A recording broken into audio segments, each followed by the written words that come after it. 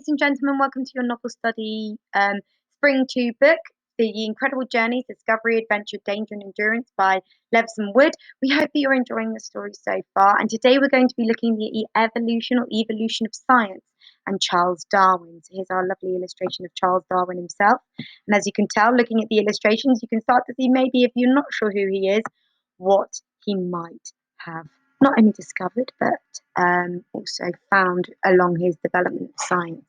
But before I even start reading this, if you do get the chance, ladies and gentlemen, on YouTube, if you go onto a friendly page on YouTube, please have a look at the Horrible Histories Charles Darwin Natural Selection video. It's absolutely fabulous, and it will tell you a bit more about Charles Darwin as well as this fabulous page from our book.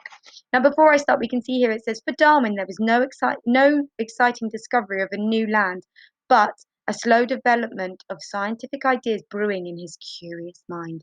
And that's what he definitely was. He was definitely curious, 100%. So, there is a strong link between exploration and scientific discovery. On journeys to the new exciting places, we can push boundaries and find out new things, both about ourselves, I've learned a great deal about what I'm capable of, and about the world around us. In the 19th century, journeys to sea were a huge part of scientific discovery about flora, fauna, and geology. Few would be more important or groundbreaking than the naturalist Charles Darwin's voyage on the HMS Beagle. In 1831, at the age of 22, Darwin joined the Beagle on his journey to South America. The expedition had many purposes: to survey the land and the ocean along the route, and to draw up maps and promote British trade. The 5-year voyage made young Darwin seasick. I got ill on a dhow in the Gulf of Aden recently, and I can attest to how unpleasant it is. But the trip was worth it because it gave Darwin ample opportunity to explore the wilderness of South America, where the naturalist discovered fossils, observed animals, and met tribespeople. In the Andean Mountains in Chile, Darwin felt an earthquake and witnessed a volcanic eruption, but he was more interested in the mussel beds along the neighbouring shore. These sat above the high tide line, so Darwin realised that the mountains were being pushed up by seismic shifts in the Earth's crust. Later on the beach in Brazil, he found bones too big to belong to any known living animal and concluded that these creatures must have died out.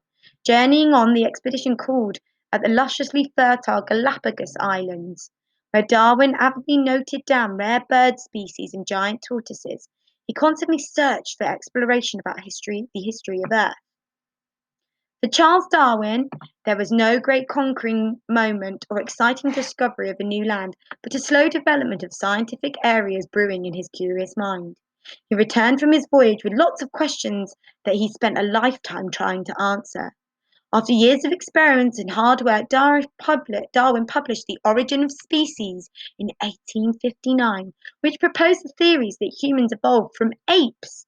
This book was extremely controversial because it undermined the creation story central to Christianity, but it changed the course of history forever. Please let me remind you, ladies and gentlemen, you can always come back to these pages to develop and remind yourself about the topics. And if you do need any help with anything, do not hesitate to get in contact. Have a lovely day. Bye.